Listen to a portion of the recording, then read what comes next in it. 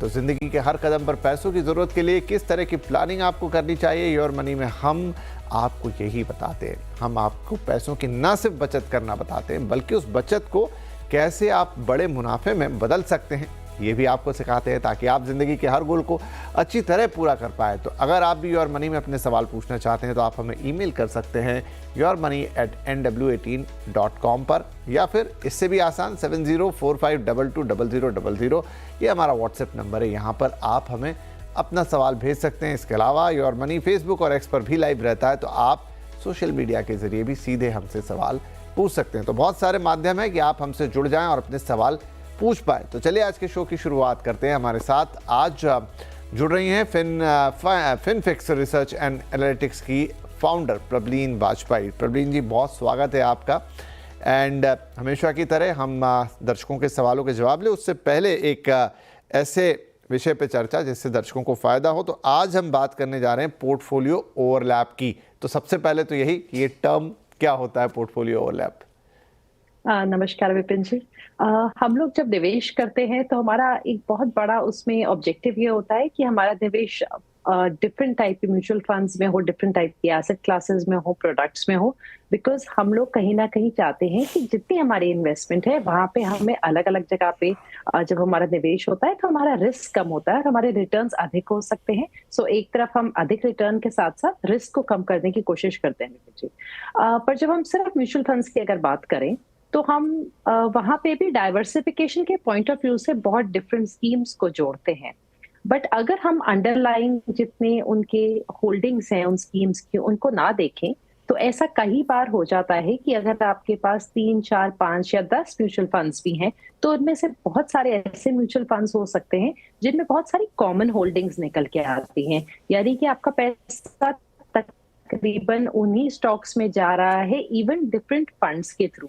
इसलिए यहाँ पे जो पोर्टफोलियो ओवरलैप है इसको चेक करना काफी जरूरी हो जाता है, क्योंकि हम सीमिंगली डिफरेंट स्कीम्स में डाल रहे हैं। हमें अपनी तरफ से लगता है कि हमने डिफरेंट कैटेगरी के फंड चुन लिए हैं या हमने डिफरेंट एएमसी के फंड चुन लिए हैं, पर कई बार वो इनफ नहीं होता है। एंड इसलिए कोई भी जब आप पोर्टफोलियो कंस्ट्रक्ट करें या उसका रिव्यू करें, वहां पे पोर्टफोलियो ओवरलैप को जरूर चेक करें। और इसको करने की बहुत जो इम्पोर्टेंट वजह ये है कि अगर हमारे फंड्स के पोर्टफोलियोज एक ही तरीके के स्टॉक्स में जा रहे हैं तो जब तक वहां पे एक अच्छी उछाल है तब तक तो ठीक है विपिन जी।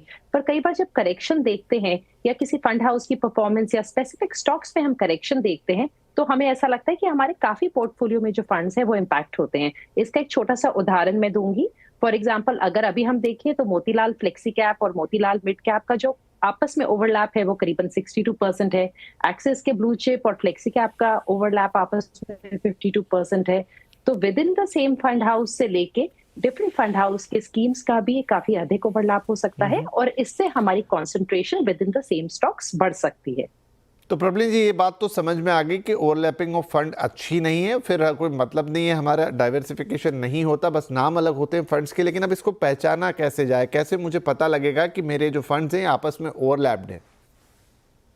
जी विपिन जी, जब हम किसी भी म्यूचुअल फंड को देखते हैं तो सबसे पहले तो उनके हर की फैक्ट शीट आती है। अगर निवेशक जाके फैक्ट शीट्स नहीं चेक कर सकते हैं या उनके पास इतना टाइम नहीं है इस टीडियस एक्सरसाइज को करने का, तो आज के टाइम पे काफी सारे ऑनलाइन प्लेटफॉर्म्स हैं जो ये फैसिलिटी फ्री में देते हैं। तो आप अपनी जो पोर्टफोलियो में जितने मान लीजिए 4 या 5-6 स्कीम्स हैं आप उनको एंटर कर सकते हैं और आपको उनका ओवरलैप वहां पे दिख जाएगा। सो लॉट ऑफ फ्री आपके पास ऑनलाइन ऑप्शंस अवेलेबल हैं।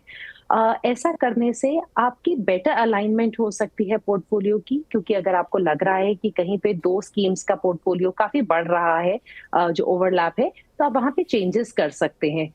और ये अक्सर इसलिए भी हो जाता है विपिन जी, क्योंकि जब कोई स्कीम्स अच्छे करती हैं या किसी एएमसी की अच्छी करती है ना, तो हमारा कहीं ना कहीं दिल जुड़ जाता है उन एएमसीज के साथ। हमें लगता है कि अच्छा एक्सिस के अच्छे कर रहे हैं तो एक्सिस की और स्कीम्स ले लें, हमें लगता है मिराई अच्छा कर रहा है तो वहां की अधिक जोड़ लें।